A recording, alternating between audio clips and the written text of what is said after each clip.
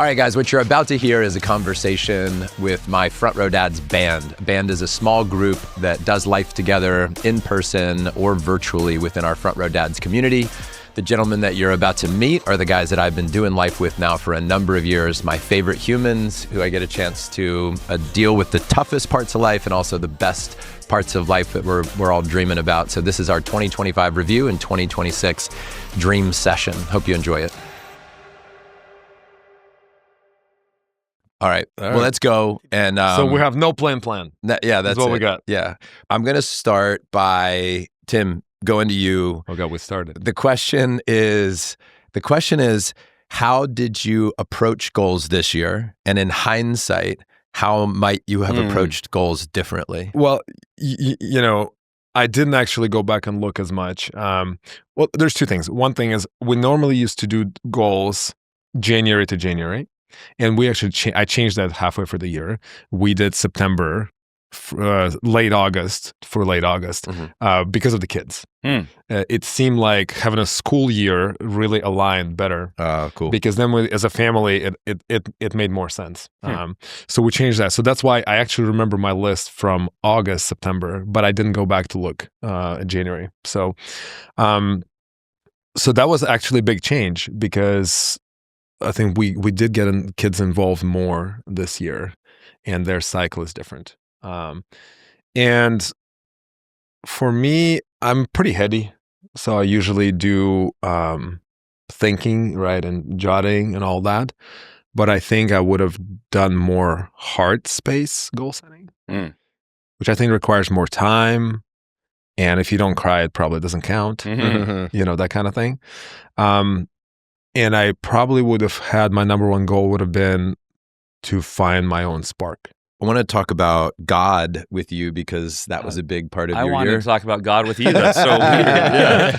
I knew you'd be excited if I brought this up. And also I know that, you know, that you would not be alone in wanting to talk about this. I think this was kind of an intention that, Justin, you set out, you know, previously to bring people in your life closer to God. But for you, how this was a big thing this year, how would you articulate the evolution of your spiritual connection? Yeah, I mean, I grew up, you know, Catholic, going to church, going to mass, and then in my 20s, I really started exploring. I'm like, I found out there were 3,000 religions. I'm like, I thought I had the right one. Like this was, you know, right? Many religions, it's like claim this is the right one. And I was like, I want to learn, what do other people believe? And so in my 20s, I really went down a spiritual journey, if you will, of studying, you know, Buddhism and Taoism, and not like going deep, but just trying to understand what's the general beliefs of these different, you know, these religions. And then I went deep into enlightenment. And so, I guess I got in my life, if I look at, this is what I told you recently, like I was thriving in my business and everything at that time. Like the more spiritual I was, the more successful I was. And then I've never gone away from, you know, talking to God and prayer, but I think I wasn't as focused on it. I wasn't going as deep in meditation. I wasn't praying as much. I just wasn't thinking about God as much. And I don't know what, Justin, I guess it was what started me, but back on the path. It was like a year and a half ago or whatever, or was it this year or last year?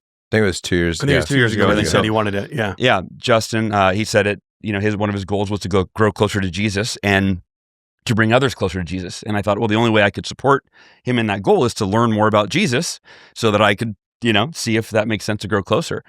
And so I just started studying Jesus, and I guess there's so much I could say here, but one of the No, come on, there is. You're shocking us now. Yeah, I know, but I don't want it because I really wanted to. Well, that was a great show. Yeah, but so for me, there's just so much, and I don't want to get too deep into this controversial topic, but in religion. Let's shoot for some unsubscribes today. Yeah. Let's talk politics and religion. That's what I want to really go deep into right now. No, but for me, the kingdom of God is within you. Is of anything that is in the Bible that Jesus said, like it's that experience of God, not like the knowing or the dogma or but I read this and I know this and I believe this because I was told this since I was a little kid. Like, what's your direct experience with something beyond yourself that humans use a very limited word called God, maybe the most loaded word of all time. So for me, it's going into what's the experience of being in communion with something, spirit, God, source, something bigger than me. And but I was at church last week with my kids, and the pastor was like, God is separate from you. God is a separate being. And I wanted to raise my hand and be like, well, wait, what would that part where Jesus said the kingdom of God is within you? Like, was he right, or is what you're telling me right? Because there seems to be a contradiction.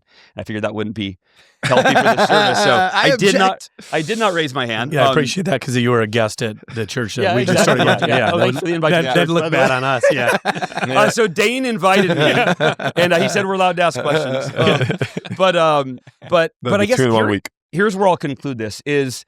To me, God is a quest, a question, an exploration, a curiosity that I think is never ending, because if I were to ask anyone that's like, I know God, I know what God is, I say, what does God look like? They, well, I don't know. What does he smell like? I don't know. What does he sound like? I don't know. What does he feel like? I don't know.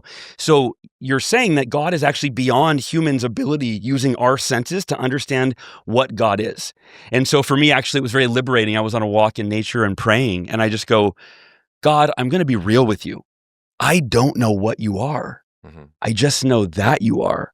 Like, I have enough intuitive experience and even miracles in my life but it felt really good to be like, oh, instead of putting you in a box where I'm like, you are this thing or that thing, or I don't know what you are, and I'm going to spend the rest of my life exploring that and trying to figure it out. Yeah. Well, and you were clinically dead at one point in time. You almost died again, right? So if anyone's experienced miracles in their life, it's you. And I do believe that God is using you as a beacon of light and hope and a proclamation of him in the world. Thank you. So I love it. I see, like, you have just come alive in your faith these last couple of years, and it's been really fun to see. Yeah. Thank you, brother. Thank you. I think where I would echo what you just said, and is the coming alive part. Actually, the coming alive part is the part that I want to put the exclamation point on, because regardless of how you say it or what you're like, regardless of any of that, if you just look at the energy and you look at like the spirit of Hal, whatever you're dialed into, whatever you're exploring, whatever you're calling it, whatever label you're giving the thing, you are like feeling great, right? Yeah, and sold out for it too. That's awesome. You tell everyone. Yeah. You seem excited about it, and you seem joyful and grounded, and it feels like the moral compass, whatever it's attached to, feels awesome. Thanks, brother. And I want to flip for your kids too. I mean, I'm seeing that their faith, leading them, especially in Sophia. It's really exciting. It's been amazing. My daughter, we went out to. She told me this boy really liked her, and after a month of being with him, this was like last October, but she goes, I'm going to finally tell him that I like him. And I said, amazing, I'm excited, and then the day she was supposed to tell him, I took her out to dinner. I was like, so how'd it go? She's like, I decided to not tell him that I'm not pursuing that. I said, what are you talking about? And she said, I just realized he doesn't share my values. He's a really nice guy, but we don't share the same faith, the same values. And I want to pursue only relationships with people, not pursue only relationships, but I figure if I'm going to pursue a really significant one-on-one relationship with a human, we've got to share the same values. Anyway, that was like, just to your point, like, I gave her a high five. I was like, sweetheart, I'm the happiest dad right now that you're thinking about living in alignment with your values at 16. I think she was 15, actually, 15 years old. Most adults are just learning how to do that, Yeah. And she goes and laughs with her friends. You're like, listen to what I told my dad. He bought it. I really got him. She is pretty smart. I'm getting a car. Yeah, she is pretty smart. So I wouldn't put it past her. But dude, I want to flip it or invite you, because you've been on a similar journey. I've had you and I are talking like on a daily basis for the last 3 months about this and about God, and So what's it been like for you, man? I think it's one of the ways that I would articulate it, and like you, there's so much to say, and I want to make sure that we all have a voice in this conversation. But I'll give one specific example of how this showed up for me this year. I started praying for Ocean when he goes to bed, and the thing that's significant about this is I, for years, did not like the word pray, and I even had a tough time saying the word God, because they felt loaded to me. They felt like if I said it, I'm putting myself in this category, and there's things I don't agree with, and so I'm not going to say it. But I think in doing so, I lost a lot of what is the beautiful part of just being able to use the word prayer and what comes after that in my connection with Ocean. So as an example, I was going to bed, and as a 50-year-old man, I'm just shocked that I was like wrestling in my own heart. I was like, say it, Jon. Just say to your 11-year-old son, I want to pray over you. And I go, I'm not going to say it. That sounds terrible. And I'm just say it, Jon. Like, this is what's happening. And I said, Ocean, can I pray for you tonight? And he goes, yeah. And I then put my hand on his chest and I said, dear God, which is also tough for me to say, please look after Ocean tomorrow when he goes to school. Like, look after him. Let him know he's loved. And I just spoke, right? Yeah. I just spoke. Just let it come through you. And Ocean loved it. Wow. And I thought, the pain of just thinking back over all the years of not being able to do something like that because I couldn't find the right words. The spirit of it was so beautiful. The essence of it, the vibration and frequency of that was so beautiful. And yet I had a hang up. I had a hang up. And even at the dinner table, I would sit down and I know I want to like bless the food. Or I was like, is it a blessing? I don't know if I like the word blessing. And then I would say, I would play with it over the years. Dear God, universe, spirit, almighty being, that thing that we don't understand, 8-pound baby Jesus.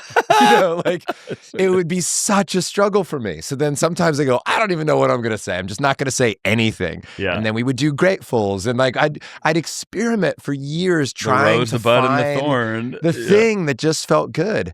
And what happened this year is I just started saying the word God and saying the word prayer without justifying, pre-qualifying in front of people what I was saying or how I said it.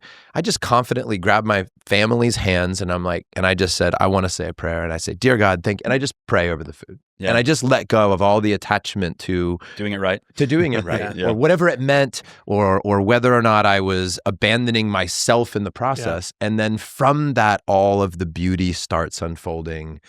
And again, I don't think that I need to defend myself or justify to any human, even myself. It just like I was complimenting you, Hal, about the part of religion that I don't love is when people get trapped in being right about things. Yeah. But if I look at the energy of what's generated from the thing, dear God, may I pray over you, that I can't argue with. And so that's what's felt really good. had on my dreams list, I've had pray out loud with a large group, and that has been terrifying to me. Yeah. And similar to where it's like things happen not in the timeline that you're ready for, but I got to officiate a few weddings this year for some people on my work team. And at the one in June, the dad came up to me and I did the service, but I don't consider that praying. Like that's a little different. Mm-hmm. And he came up and he goes, hey, there's 70 people at dinner. He goes, I was thinking that you could do the prayer for dinner. And I was like, oh yeah, for sure. I love being on stage. I have no nerves at all. And I was terrified. And I absolutely did not do well. But afterward, I was like, that was on my list, and how cool to have done that. And then fast forward to Thanksgiving this last week. It was the first time at like an Espegard meal that we prayed over dinner. They were in my house. So I was like, hey, before we eat, and it was the first time and it felt amazing. That's so to be able cool, to do man. that. So amazing. Yeah, to find the words and feel confident in them. Yeah. That's what I am starting to experience, and I want to become even more masterful of that, of owning that in those spaces. You're not like most men. You don't just scroll, you study. You don't just parent, you lead. And you don't just read, you implement. And that's why we made this, a no-fluff, battle-tested list of books that sharpen men like you. Picked by our tribe, proven in real life, these books are going to stretch your mind, fuel your growth, and challenge who you thought you had to be. These aren't just great reads. They're tools to help you grow as a father, husband, and a man. Get the list and all the insights that bring it to life at frontrowdads.com/books. But it's funny because prayer sometimes triggers a head response, right? But really it's a heart response. Yeah. And so if you can pivot out and not overthink it, overcomplicate it, it's just like pray from the heart. Yeah. You know, it's and it is funny because for all of us who have spoken, we all speak. We all have, have made a career of that and have done well with that. And speak, you too, Tim. you get on stage at Front Row Dads all the time. Right. He's also taught a class. Yeah. For high level. Yeah. But it's funny because like just that little thing can trip up really good speakers. Yeah. I mean, I remember being scared out of my mind just praying with my own family. I think mine is around not having, it's different when you're talking about like your expert area. Yeah. And as I'm going into faith, I feel like I'm still a novice in that. So I'm like, For sure. I don't know, do I sound like a 3-year-old doing this, or do I know what I'm doing? I think there's a lot of that when it comes to prayer for me. I want to ask Tim. Me too. Tim, you and I were me, you, John. We were at dinner at the Front Row Dads live event, just the three of us. And thank you. Oh, I thought you were doing a song lyric. No. So anyway, but we were talking about John and I were kind of reflecting back to you, right? Like how you're a highly intellectual person, and then a few years ago you got into this conscious leadership work and you really got into your body, and then now you're really it seems like exploring more of spirit, right? And so it's kind of, if you think mind, we're 3 parts, right? Mind, body, spirit, and I'd love for you to just speak to that evolution in whatever way, just whatever comes up for you that you think would be. Yeah, do you want to share? I don't know. Do you have a more specific question? This is the first time we're having a conversation in our band meeting or whatever you want to call this, that we're not being interrupted by each other. So I'm just adjusting still. So, you got a little PTSD. Exactly. So I'm like, I'm going to be able to get some thoughts out. That's you need me to interrupt? I would feel more natural. Actually. That would be more normal. This is very strange. Fight now. So we're talking right now about spirit, like right? God. That's what we're talking about. You're highly intellectual. I guess I'm actually curious for what got you into your body. And when I say that, John reminded me, like, you were going through this period, which I'm sure it's a part of who you are now, but where we would ask you a question. And literally, it's like you're maybe 1% of humans that wouldn't just answer the question. You would put your hand on your heart. You'd put your other hand on the other side. You'd close your eyes. You'd like move your body, right? And we're like, what's he doing? Then he'd start thrusting his hips. Yeah. No, what's he doing, right? But then like, so everything's off limits podcast. Yeah, okay, cool. Yeah. So like, let's start there. What was that about? What were you doing, and why were you doing that? Why did you all of a sudden go from just giving the answer that came to your mind, and you were somehow trying to answer with your entire being? He's been wondering this for like 3 years. What was Tim really doing? He's been sitting on this. I've tried to answer this question 4 times, but never got through. So logistically, what happened is that we were actually at one of our friends' house in Mexico. I don't know, 6, 7, 8 years ago, and we were giving feedback and kind of wrapping up the year, kind of similarly with my wife. Yeah. And her feedback to me is that you could be more vulnerable. So then I was like, oh, that's fascinating. Let me, look up in the dictionary what that means. And then, That's good. And then I kind of went down the rabbit hole. And that's when I went to a conscious leadership event. And when I showed up to the event, I actually, in the day, like you've done this, right? You book something month, 2 months out. And then the day of, you're like, oh man. So I show up there and I didn't want to be there. And they asked a question or whatever, and I was like, hey, if this is what we're going to do, then, they offered the money back if you didn't have any issues to talk through. And I was like, if this is what we're going to be doing, like, maybe I'll take the refund. Yeah. And Jim Defner is the guy who leads it. He knew me at this point for 7 minutes, and I wasn't speaking, right? It was a circle of 30 people. And he looked at me and he was kind of like, yeah, you seem like very connected here. And then you are, you actually connected to your gut, but then you're cut off emotionally. And I was like, he's dead on right. And how did he read that in 7 minutes? Wow. Right. I was like, I just knew. I was like, wow, that's fascinating. Yeah. So that's a hook to keep you in the room. Right. Whoa. Yeah. But and right, like it was a very quick read and it was very accurate. Yeah. So I sat down and I realized, I think whatever you study, like the Enneagram, right? There's 3 different centers, your heart, you have your mind, and mine is definitely mind center. So like I'm comfortable there, but it was like, oh, there's this whole other bucket of, I don't know, feedback, part of living that I'm not even accessing. So I just went down a rabbit hole trying to connect to that and to actually be like, okay, what sensations am I experiencing in my body when I'm asked this question? And because literally before it, right, it would be, I guess, ears, brain, mouth, out. Yeah. right? And I have a really beautiful mentor that talks to me, and that helps. And her perspective is we're most connected when we wake up and when we go to bed. Yes. And the reason is our mind hasn't started, and then so that's when you actually are connected to your first language. The one that babies, right before they can speak, we have a first language, and then all of this starts up.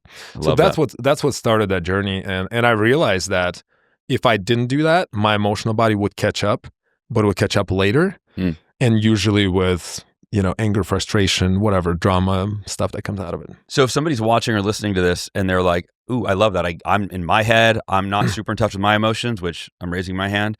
What are some of the practices that you do to get in touch with your body? Like, what are you actually doing that somebody can model? I think I ended up having this really amazing superpower accidentally by moving to this country at 16, right? And not speaking a lot of language. So I didn't have a lot of background I was starting off from scratch. Yeah. And the best way I've learned to do this is to find really good teachers and just learn. So what I would say to that is I can tell you like the things to do, right? To just pause and see how it feels and understand, okay, what sensations are there.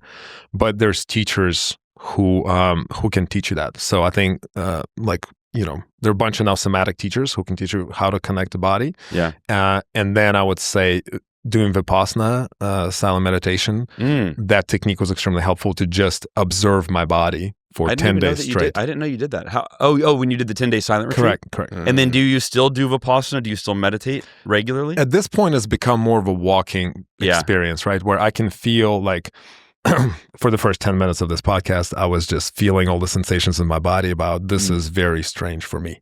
Yeah. Like this experience actually is really weird right now. And like, what is happening, right? And I was like, it's actually in my chest and actually my stomach is tightening up and my shoulders are, okay, well, that means like there's some sadness and fear and anger and like, okay, so just processing that. But before I would just anger a lot when you sit next to Justin. Frustration, resentment. No, but if I'm being real, I was like, oh, I showed up for something, but it's not what I thought it is. Yeah. You know, like when we get together, there's a certain vibe to how we spend our time. And this is cool, new, and different, but it's not that. Yeah. And I felt like, oh man, I got shortchanged. Should we add bonus time on with all the inappropriate jokes for 20 minutes? Where the dick jokes? Where's everything? Like I literally was about like, do I walk out or do I just call a timeout and be like, can we just edit this stuff out later? I don't know. That would have been awesome if you just walked out. You just left. Just like, what the fuck? That's what's basically and we would just respect. We're like, respect to Tim, man. He just does what his body tells him to do. I will say, if Tim did that, I'd be like, Yeah. No, but I was like, Hal's not interrupting anybody. Like, what is happening? Like, volume control? Like, what? I'm a professional podcaster, Tim. Yeah. No, I think his volume's the same. I think you're just not as sensitive to it because we're not in a restaurant. That's what I was going to say. Is I'm not nervous about people hearing us. We're not getting kicked out. Yeah, we're not getting kicked wow, out. that's a story.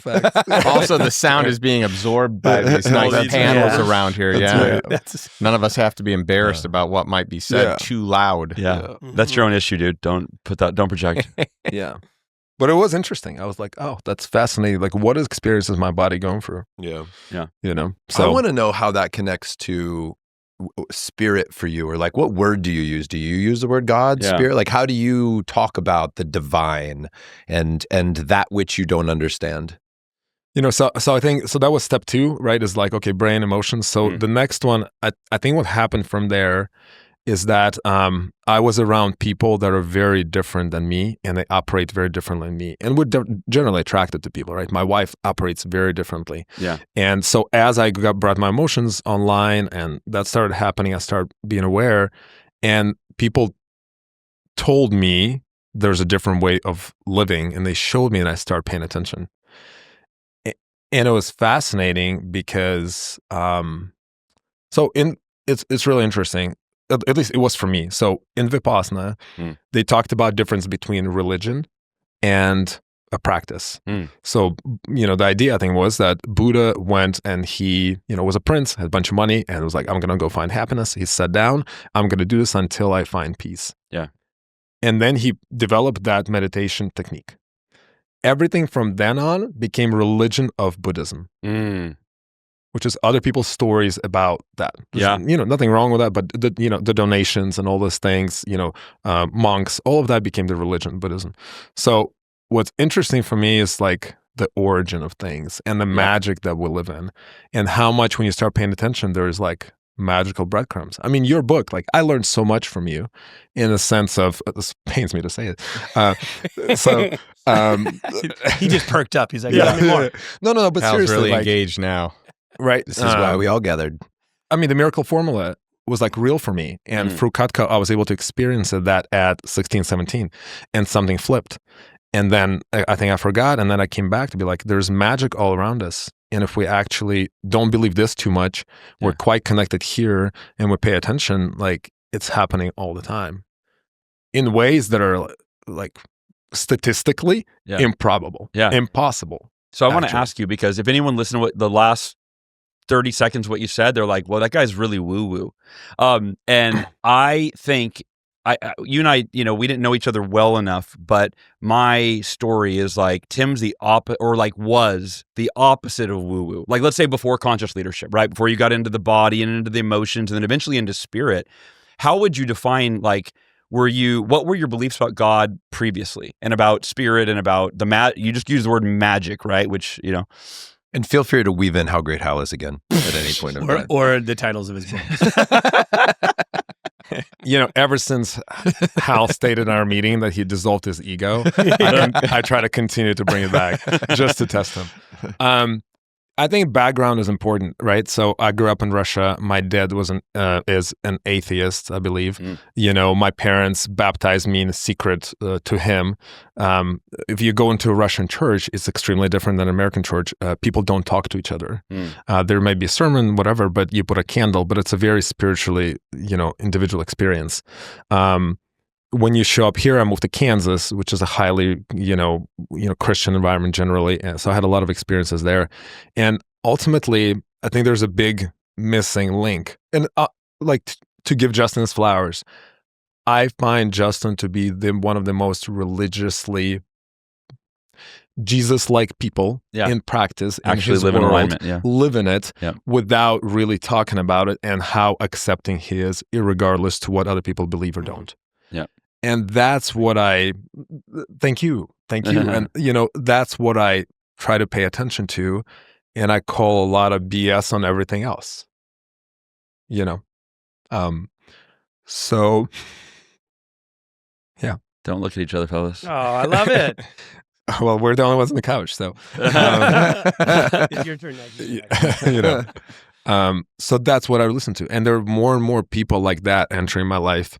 And surprisingly, they're different religions. They believe, different backgrounds, different everything, right? But like the behavior and how they were being and living from the heart was consistent. Yeah. And so as the fruits, you're like, oh, I see. Yeah. So, okay. So they believe this, they live this way, and it actually shows in who they are as a person, as a human being. Yeah. Yeah. And that's why, like, I don't really care what religion you're from. If you're actually practicing. Yeah. Like, okay, yeah, that's incredible, right? So, so I don't know what it's fascinatingly, my wife got really recently into religion. She's having weekly Bible study. Wow. She's been taking our daughter. Actually, my kids. My oldest son is talks about that. He came down and was with some front row dads, their parents, and they went to church, and that was kind of. He said he likes to go with them to church, but he didn't want to go with us. Okay. Sorry, say that again. He liked going with them. Them didn't want to go with us. Interesting. And did you ask him why? I did, and I don't know if he ever honestly probably felt safe enough to fully explain why, or So there's those things, and I think in general as a society, what I'm noticing is that there's a pendulum, right? And we all went, okay, we're going away from religion. Yeah. And there's real reasons. Sure. And, I'll say, right? I could not reconcile, the gay stuff.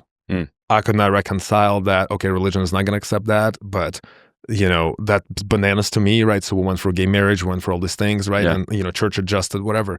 There's a number of these, like righteousness, I could not reconcile. I would be in Kansas asking people, is the only thing? I'm the only one who's right. The rest of the world's going to hell. Yeah. Cannot reconcile that, right? There's so much you can't reconcile. I just know, right? So we went, okay, we're going to go all the way. But then what's happening, I think, or at least in my life, we put the burden on ourselves to recreate pillars, to recreate education, to recreate all these things. And it's exhausting. Mm-hmm. Yeah. That's a good point. Yeah. It's exhausting. And every generation has to make it up on our own. That's why we got these coaches, right, online. Right. Everybody's a 20-year-old coach. And it's beautiful, but I think we're seeking a little bit of this wisdom that's been generated for thousands of years. Yeah. So now the question is like, who can communicate it in a way that's pleasurable and universally applicable. Well to just receive, and who walks the talk. And the funny thing is, it's the quietest people that walk the talk. So that's the conundrum. That was my point of my meeting, my speech at Front Row Dads Live, is that one of my quietest friends is the biggest walker. And I really wanted to hear. I wanted that to be brought. And I think you are like that. You are the same way. You and I get in trouble together. It's fine. So why did you not point at us? I just pointed at you. It actually wasn't Hal. So that's where I stand. Yeah. I don't know much, but I do know how I feel when my heart is open. Yeah. And whatever you want to label it, and and that's one more thing that Jim taught me. He was like, watch the life, it's feedback. Mm-hmm. How do people feel who are around you? Yeah. That's feedback. Yeah.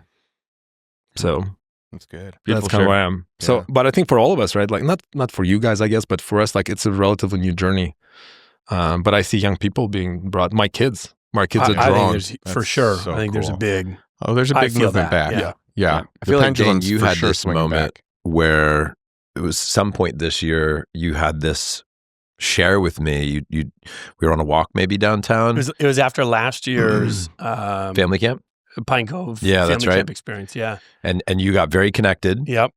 And as a result of that, you just felt like some things in your life were really lining up. Yeah, I mean, it was similar. I grew up Catholic, and then did all this stuff obligatory, out of obligation. Got to go to CCD, got to do all these things, and went to college. And I was like, all right, not going to church anymore. And I always had belief, but didn't pray. And then through Cutco, started talking more about like the universe, because that was more acceptable in terms of reaching everybody. And then when the kids got a certain age, Brooke and I both, were, hey, we want to raise our kids in faith. We think it's even if it's the only reason, it's such a great teacher of integrity and values. And for sure. And so when we moved to Texas, it was literally I got here on a Saturday, and on Sunday, it was the first time our family went to church as a family, and it was to, church with Justin. And there was a bunch of Front Row Dad families there. It was like, oh my God, this feels like home, and it's our first day here in Texas. And so that was 4 years ago. That's kind of started our journey. And then going, again, knowing Justin travels all over the world, and we move here and he goes, the best trip that we ever take is to this Christian family camp in the middle of nowhere. I'm like, bullshit. But he's just trying to get me to go there, which, so we signed up, got, somebody bailed last second. We got to go, and there's a long wait list at Pine Cove. It's like years to be on the wait list. Yeah. And the day before, I get to see the agenda, and there's like 3 hours a day that we're supposed to be in session with a pastor. And I'm like, the hell I'm not. So I told Brooke, I go, hey, just so you know, so we're on the same page, I'm not committing to all of that. I'll go the first day to check it out, but that's not what I thought this, And so I went the first day. The pastor was great. He was talking about marriage, specifically with faith and marriage. I'm like, okay, this is good. So I loved that. In year 2, I went at a time where there was a lot of questions that I was asking myself about my path, not necessarily with faith, but just in general. And I definitely came in at a high stress point where I was like, man, for nothing else, I need to be unplugged for a week. And so I was unplugged. We do these group shares, and this kind of goes into Tim's like, head and heart. We do these shares right at the beginning where there's like 30 couples and everybody shares highlight and low light from the year. And I remember the first year we went, we were like, Brooke and I were talking, we were like, we don't really have a bad thing to share. Like we're coming in a great place. And we both had a bad one to share. Mine had to do with work and me kind of like searching for my identity. And I started to share and just like broke down in tears in front of all these families. And then I sat down, I was like, holy shit, like there's way more under the hood there than I just was not. Wow. I was disconnecting from what was there.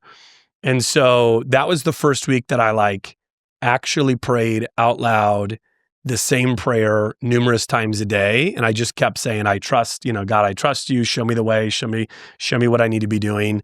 And it was, there was 5 things that week that I was like, I'd be an idiot to not see that he is communicating with me this week. And so I left that being like, I need to pray more. I need to make space. I need to shut the noise down more often so that I can actually communicate and hear. So that was that year. And so I left that saying, I need to get baptized. I was baptized at birth, but I just personally feel like it's different, me choosing that as an adult as opposed to my parents choosing that. And so the stars aligned that I was able to get baptized this next year at family camp. So this last summer, and I asked Justin to do it as he's been kind of my spiritual mentor. And that was awesome. So this year has been like a huge, my faith, our family's faith has been a really big piece of 2025. That's cool, man. Yeah. And I just want to say that's literally one of the single greatest highlights of my life to, have been able to baptize you. That was awesome. Yeah. And it was at the family camp where like the pastor's dressed in like a Hawaiian shirt with a hula hat. I'm like, it's just like, if I were to get baptized somewhere, that was it. It was like, it was perfect. Yeah. And Justin didn't hold me under the water too long. I was 50-50 where I was like, he's totally going to make this, Justin, I'm kind of angry at you for getting emotional right there because I had a good joke and then I was like, oh man, I'm going to ruin this emotional moment for Justin. But it's great for you to see that though. I really mean that, Justin. Like, of all the things I see you get emotional about, the only thing I see you get more emotional about is when you have a big business deal. I'm just kidding. Or a pickleball win. Pickleball loss. Or when you win a or pickleball volleyball win. Yeah. No, man, that's or any win. All kidding aside, man, it's beautiful to see that it brings you to such a joyful place that it would bring you to tears. That's awesome. When I think about why we moved to Texas, it was for that. What I felt like was lacking for me was the brotherhood of guys to not just do life with, but to continually push the envelope of, hey, you're the same as you were a couple years, like, to kind of call you out on that BS, but also in the positive way, stuff like that. Like I wouldn't have, when we moved here, thought that was going to be like one of the highlights, of the move, but it's that brotherhood to be able to say, look at these relationships that are rooted now, not just in fun experiences and dick jokes, but, rooted in faith and baptism and, celebrating family events together and, going to church together and that kind of stuff. So we were just at Front Row Dad's Life. Most of us, I won't call out the band members that weren't at Front Row Dad's Life. But one of the exercises that we did was we stared, and this was wild, right? Staring at another man that I had never met before, a few feet away from me. And then we're doing these different touch exercises and we're staring in each other's eye for upwards of an hour, just with different variations. The point is, one of the questions that we got asked is, what would you die for? And I think everybody, right, kids comes to mind, but for me, I struggled to get to that point of tears. And Ethan, the gentleman that was with me, man, what would you die for? And he just started going into it, and just one tear runs down this cheek, and then another tear runs down this cheek. And I just was like, so felt his soul. And my point being like, that came up for me when you said, like, you're setting these heart-centered goals when they bring you to tears. Yeah. Justin, where were you brought to tears in 2025? Oh man. Or if you were. Yeah, well, 2025, we talked about this last podcast, and it was a tougher year, a tougher first half for sure of the year. And it's also been an interesting year because I've re-engaged with goals. So if you'll remember previous podcasts, I stopped setting goals because I stopped trying to want to achieve. I didn't want my life to be focused around achievement. I wanted to focus around being. And now I feel like I feel really good about the place and space that I'm in, about being, but then also achieving, like having, because for me, I do take great satisfaction and joy and fulfillment in setting a goal and achieving it. It was interesting because I had so many health goals, and, our last podcast was the first time that I was open, publicly with all the mold challenges that we experienced. And so, I felt like I was just dragging, physically, mentally, emotionally, like it was a rough, let's call it 7 months, maybe even 8. For sure 7, where, health-wise, I was the worst I've ever been. But my goals were to be the best that I'd ever been. And I just felt like I wasn't showing up great for my family. I wasn't showing up great for my business. I wasn't showing up great for me. I'd go to the gym and I just didn't have the energy or the stamina. So, I feel like I was broken down in many ways, very frustrated emotionally, like internally, with some anger and resentment for the situation that happened, because it was basically ignorance that created the situation and a lack of accountability to solve it. So even today, we're still not in our home, right? Yeah. It's been a year since these symptoms showed up. It's been, almost a year since we moved out of our home. And so we've been displaced. It's really, it's been a challenge. So emotionally on that front, that has been tough. Emotionally on the health front, emotionally, like trying to support my wife and my daughter through a new season, emotionally with my daughter going to a new school. So instead of being at the dyslexia specialty school, Ross and Saunders here in town, which is just a fantastic school, we moved to the Eanes School District, and the support. It's a great school and it's a great district, and it's supposed to be one of the best public ones, but the support has been super lacking. And we just found out yesterday that we're getting finally the support we needed, but because of really just I would call it like a train wreck of education and results. So it's like the results had to be so bad before we could get that support. Even though we advocated for it, we were supposed to get it, and then they kind of took it away. They're like, oh no, she's fine. We're going to be great. So it's then managing those emotions, watching her struggle, watching my wife struggle with her struggling. It's been a pretty emotional year for me on many fronts. And I want to point something out, or even invite you to expand on it if it makes sense. But it's that, for those that don't know, like, you built your dream house. You and your family custom built your dream house and moved into it. And then how much longer, how long were you there before the symptoms started? Yeah. So we were there, basically 2 years before I started feeling things, and then 3 years before it got really, really bad. Yeah. And I've shared this story with people just for the perspective of, like, everyone in life, like, you have everything, you're ultra successful, and you've got great relationships, friendships, but it's like, no matter what, we all have our own cross to bear, our own challenges. And so that, like, to me, like, seeing you guys go through that, just heartbreaking. Like, oh my God, you build your dream house. The last thing you expect is that it's going to fall apart and get mold, and, like, you're going to have to move out of it and still have to pay for it. I mean, yeah, it's been just a nightmare situation to, like, watch you go through. And I wanted to ask, you're doing better now? Yeah, I mean that would be one of the wins. It's like, 8 months into the year, I'm like, well, I guess this health thing's not gonna, I should just probably, not even focus on my health goals.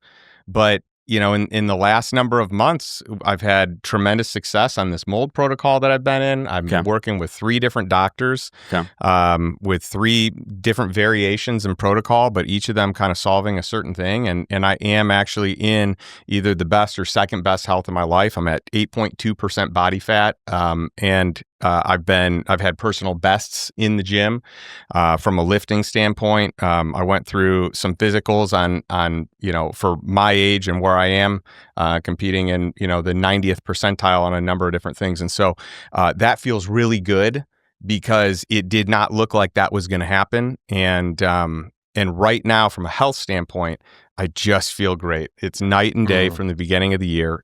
I just feel like a completely different human being. And that was the part I wanted to highlight because you've been so proactive. Like that's what I wanted to highlight because you were telling like 8 months of this. I'm like, yeah, but you're on the, you're right. on the other side of that and doing really well. So that's right. I thought it was interesting to watch. Like you said, this year I'm going to get super healthy, and then the mold thing happened, and the mold thing was actually what ended up causing you to be the healthiest you've ever been. Right. That's right. It's one of those like, for sake of. And I don't mean to call bullshit, but you kind of look like 8.4% body fat.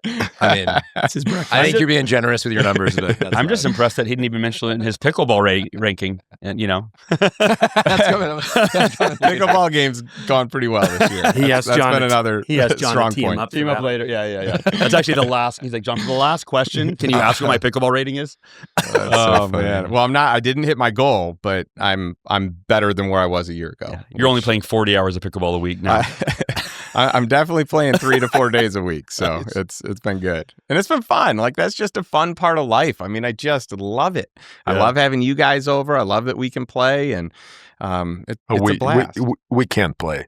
Well, it was fun getting you out for the first time ever, Tim. That was awesome. I think he actually started taking a couple like coaching clients for pickleball so he can write off how much he spends. Facts. It doesn't surprise me. I did do a drilling session with my brother-in-law over Thanksgiving break when we were in Appleton, Wisconsin, and it was awesome. And I love that my extended family's getting into it. So shout out to you, Adley Part. Dude, did you play Jamie Bogger at the tournament? I did not. No. So he looked like he was pretty good. He's playing a lot. Yeah. He ended That's up awesome. winning. I just want to see you guys play one-on-one. That's yeah. I prefer 2-on-2. I mean, I can play singles, but I prefer doubles. You like to... There's nothing like watching Justin try to hide his competitive side.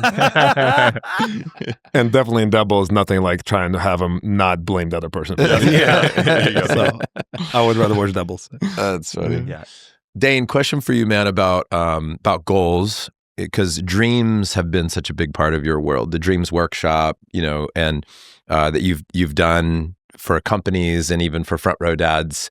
We should talk about that, by the way. I thought about bringing back the Dreams session where we get the kids involved and everything. That was, people asked about that this year. That'd be good. Yeah. But the question is around doing goals and being goals. How do you think about that either through your workshop or personally? The achievement part, and then just how we show up as men, how you show up personally.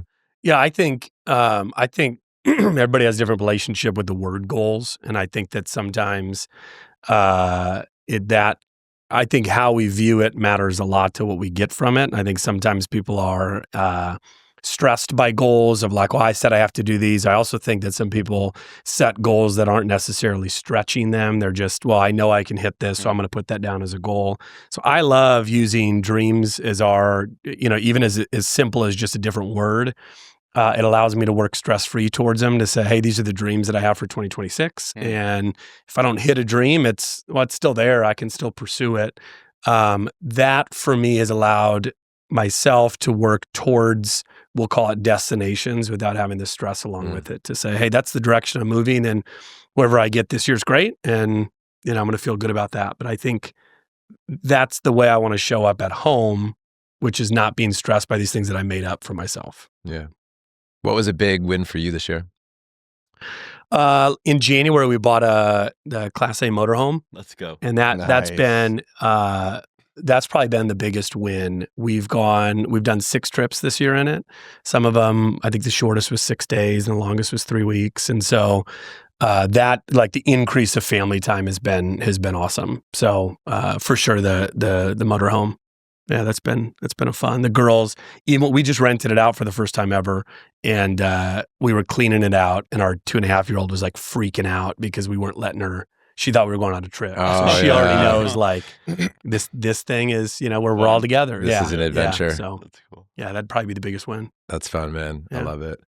Thinking about going forward, right? Like 2026. Yes. How are you looking at this coming year? What's different about how you're approaching this year than maybe last year? Or are you setting goals? Are you, just how are you starting to think about it now? Yeah. I'm trying to be more like Tim.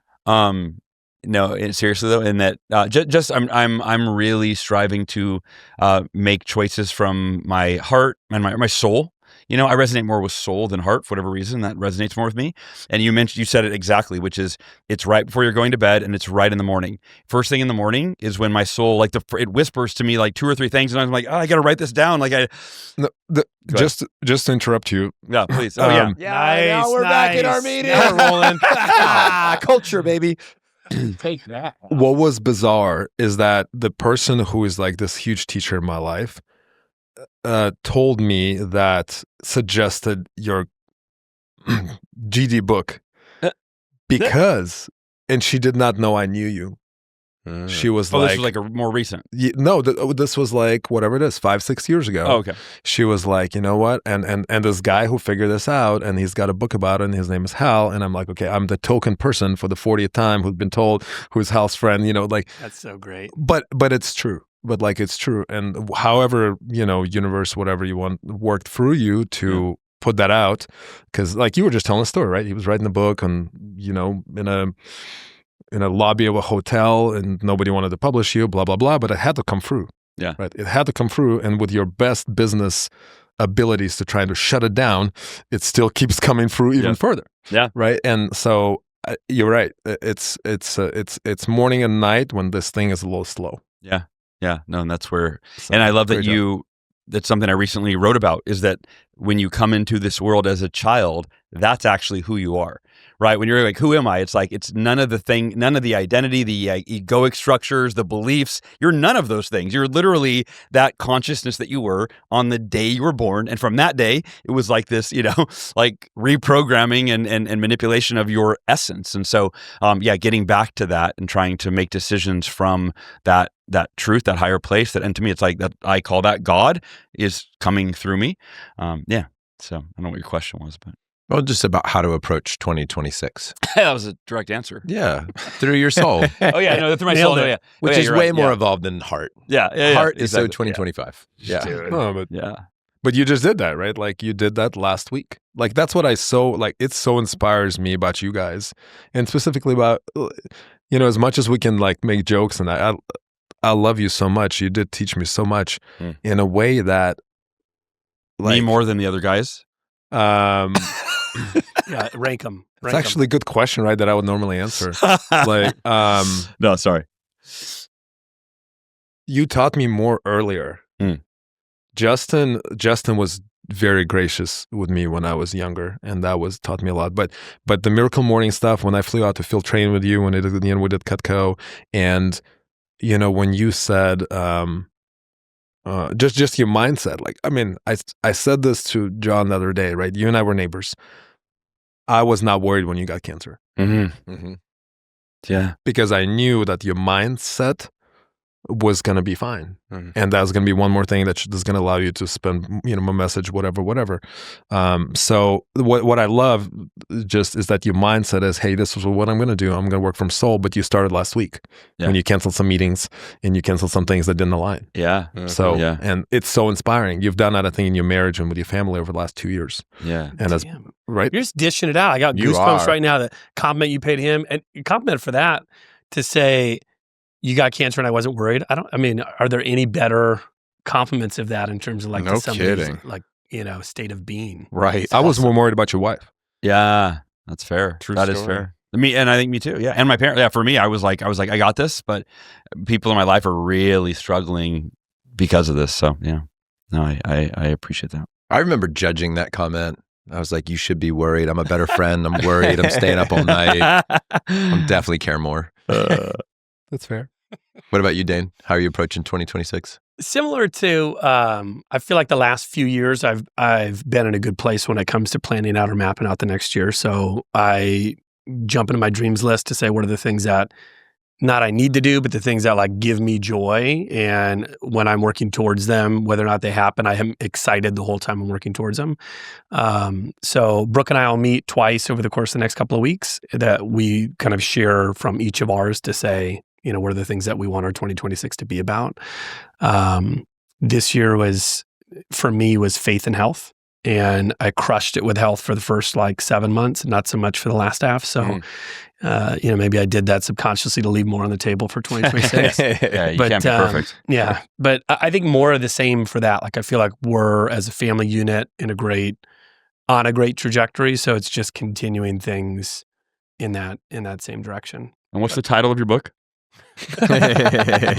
Miracle Morning. The Dream Machine. No, The Dream Machine. But I'm actually being serious. I was going to interject earlier, but when you were talking about your approach to goals and dreams, I'm like, this, like, really, for anyone listening to that, was like, wow, that's a really cool. I love that idea that it's not these goals that pigeonhole you or confine you, but it's like, it's a dream. It's less pressure, yet more inspiration, if you will. So, The Dream Machine. Get it on Amazon, everybody.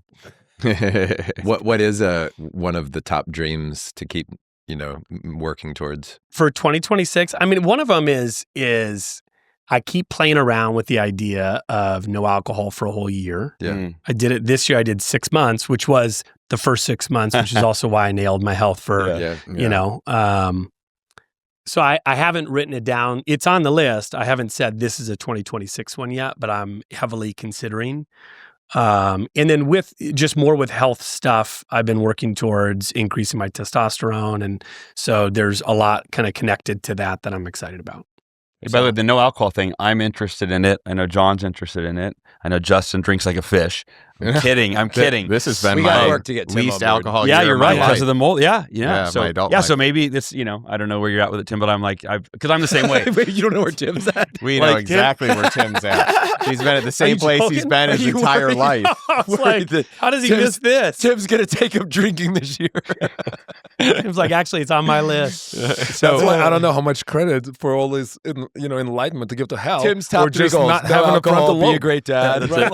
Tim Start is on playing basketball. He's on the cutting edge. All these things that we're wanting to do with no alcohol. Tim's like, he's been doing it his whole life, period. Tim, literally, that comment almost made him get up and leave for the second time during this interview. No, but I mean, that'd be an interesting band commitment for the 5 of us. Like, hey, That'd be fun. 0 alcohol except on Fridays, like all of 2026.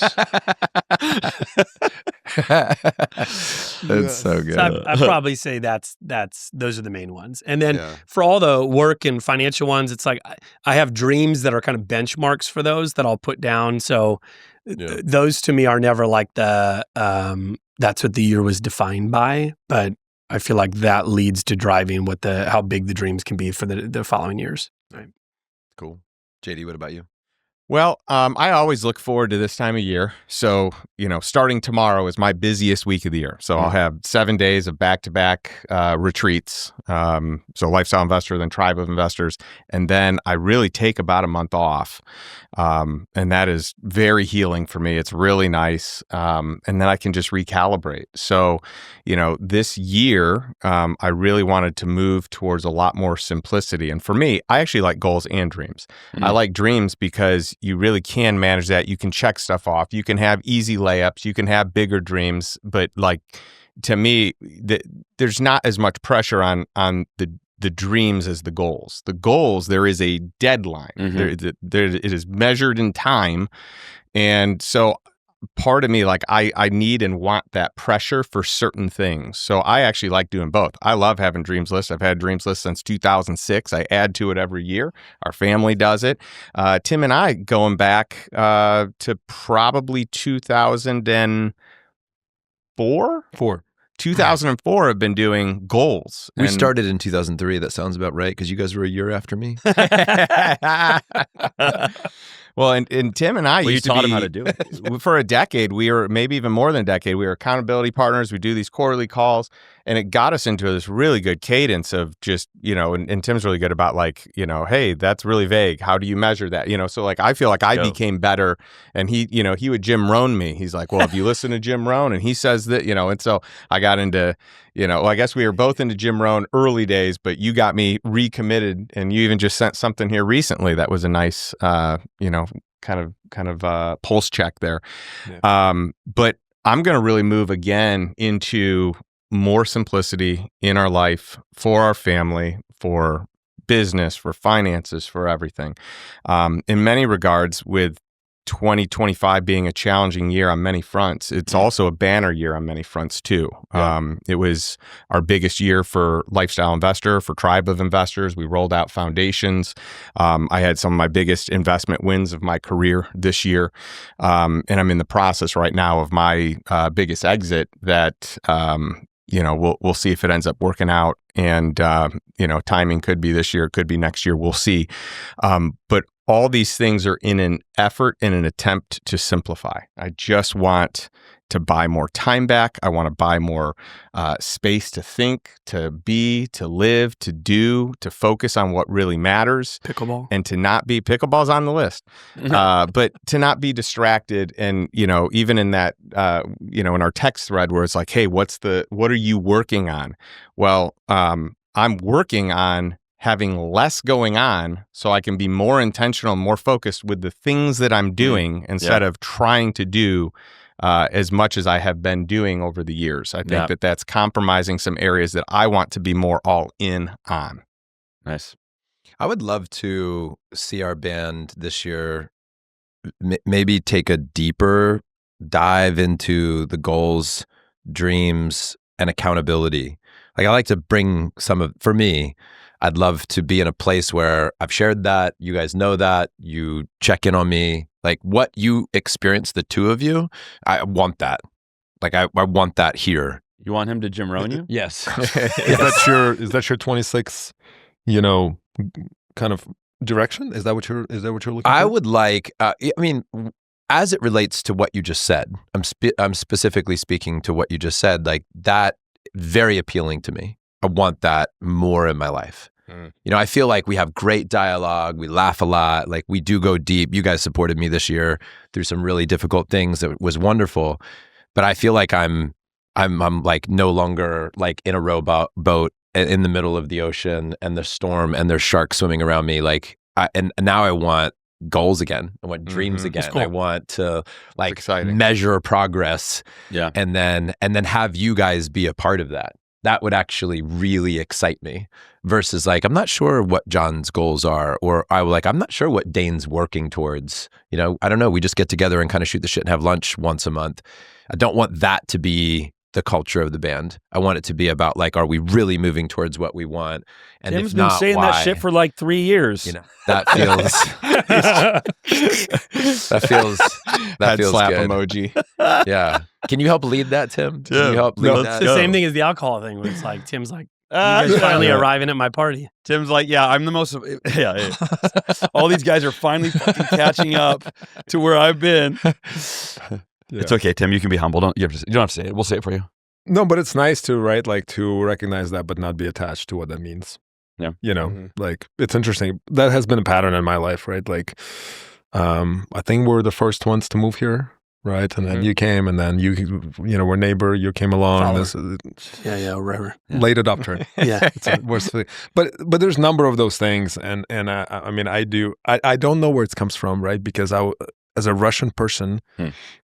Not drinking is very strange. Yeah. Oh, yeah. My best friend who doesn't drink in Russia had a lot of challenge. Who is one of the most successful business people I know, had a lot of challenges because in Russia, if you don't drink with people, deal, right? No, deals don't get done. They don't trust you. Oh wow, right? They don't trust you. That's how they know to trust you, because if you're willing to get inebriated, we really know what's going on. Yeah. And when he'd be like, I'm not going to do that, right? Like it hurt him. So I don't know why, right? But there's something that was like, yeah, that. So, do you think we're all going to move to Boston? Because we're not. I was thinking about this. We're not. Like, I'm going to put that out there right now. No, I was thinking about this like 10 minutes ago. This is the first time Tim is coming wrong. back. He wants. This is the first time Tim is wrong. Right. No, but what I was thinking, because I did bring it up, and like, what did that actually symbolize? And what it did symbolize is slowing down and simplifying. Yeah. Like that's what it was. Yeah. And I actually see people doing that aggressively. Over the last year and a half, whether that means you're moving out a little bit further out of downtown, whether it means you're traveling more in an RV, whether it means you're saying no to things. Drip, sort of drip. There we go. Nice. There we go. Got so residence there. We do. Total residence. Not I primary, would say though, leaving so that's why Austin. Leaving Austin was one of that, and a lot of people have. Well, you can talk about your 2026, what you want. I was thinking about that because right? Like what I want to do is, like I said earlier, I want to get my spark back, right? Like, and for me, I was really sparky, I think, until we had children. And when we had children, the human trauma piece or whatever, right, came along. It was like, you gotta be a great dad. Mm-hmm. But it did not come from a place of, oh my gosh, you gotta be a great dad. Joy. Right? It came from like, that is your Obligation. Yeah. And actually, when I was leaving Austin, I asked the friends like, hey, what do I think I should do? And he's like, what should I work on? And he said, you know what, you really, I think, see parenting as an obligation and see if you can kind of work for that.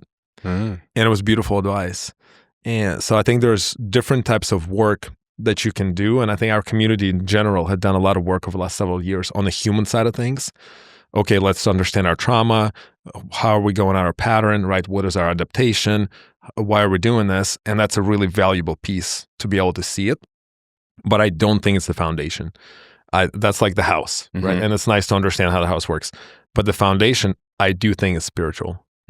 I do think, are you able to distance yourself from your ego? Are you able to observe yourself from right here? Yeah. Are you able to have some more humility about your beliefs or things you think you're right about?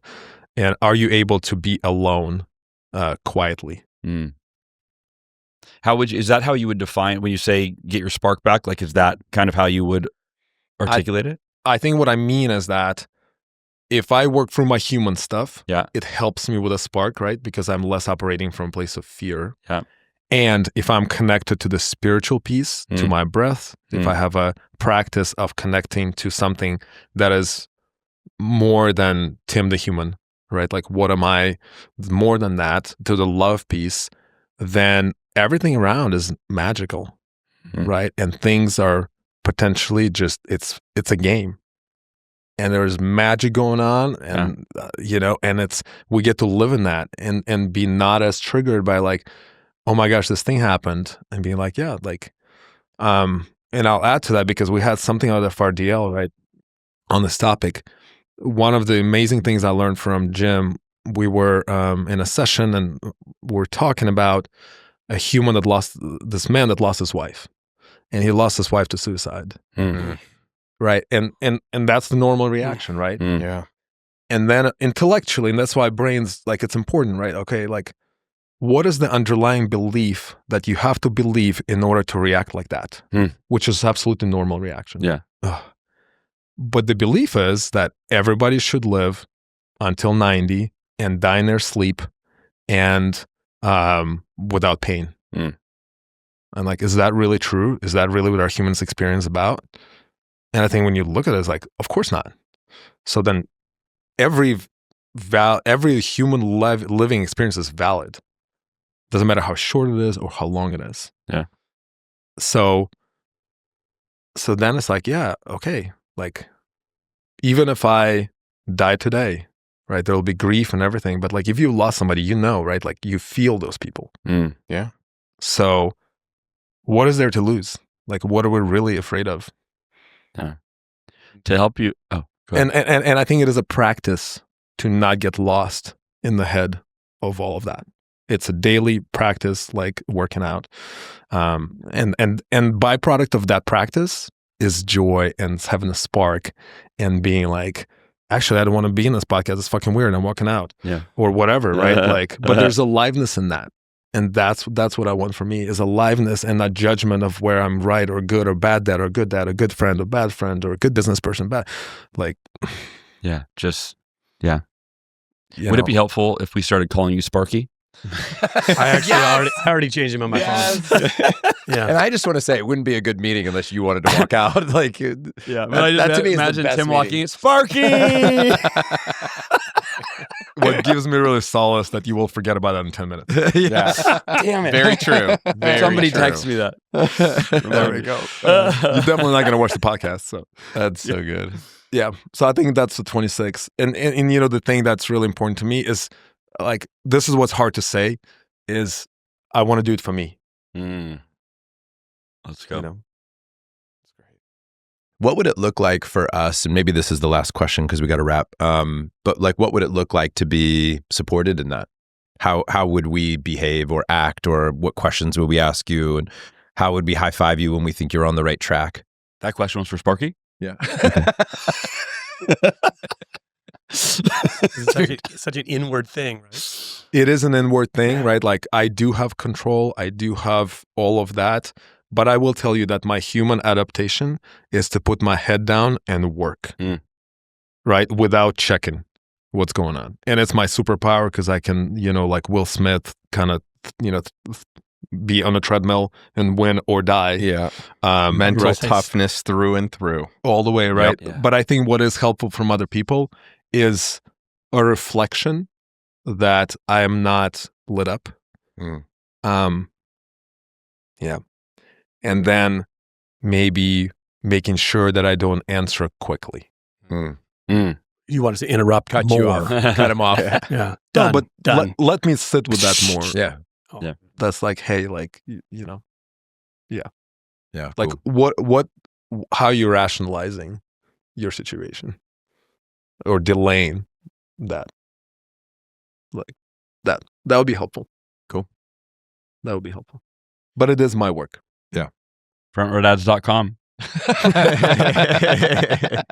The ultimate promoter. Join the Brotherhood. The ultimate marketer. Hey, props to Justin for taking the team builder lead overall. Thank you. Yes. I don't trust Feels Yeah. good. I'm just gonna. I want to audit the Check I'd like the I'd like books. an independent audit of the books. I would like to thank my number one rival, Hal. You have done a great job. Very valiant effort. I've You've pushed me you. to become a better recruiter. Thank you. Guys, thanks for making time today. I know that we did this on. Are you going to finish up or did you finish yours? we're out of time. We're out of time.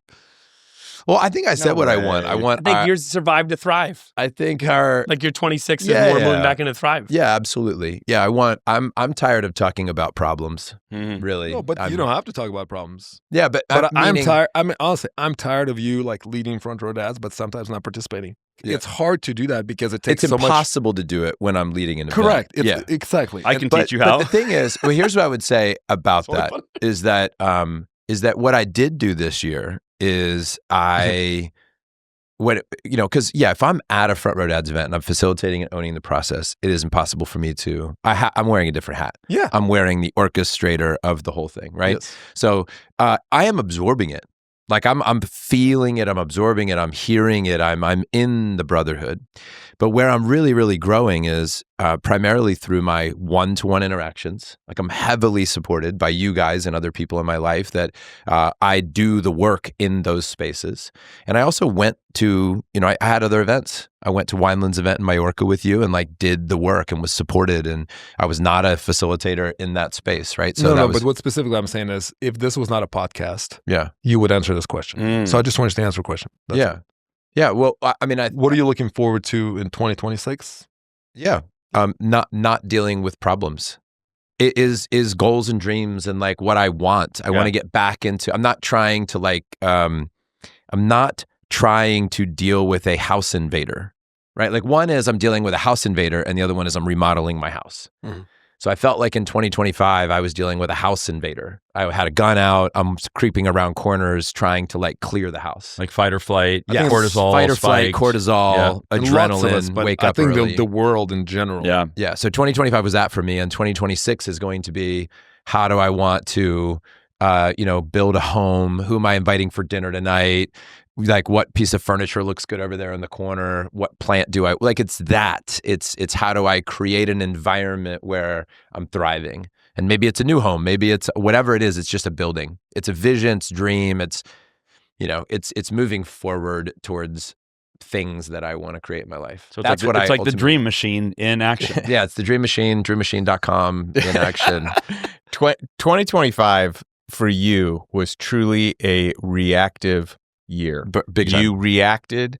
You had stimulus. You had situations. You had circumstances. You were on full like reaction, autopilot, no proactivity. And I think it's beautiful that 2026 is the year of being proactive, planning it out, mapping it out, having this beautiful canvas of whatever you want it to be. And I'm excited for you to be living that life. Yeah, 100%. And having your health back. Yeah, Or not back, but in motion. And knowing what to do about it. Thanks, Betsy. And everything, in almost every category across the board, it's all better now than it was a month ago.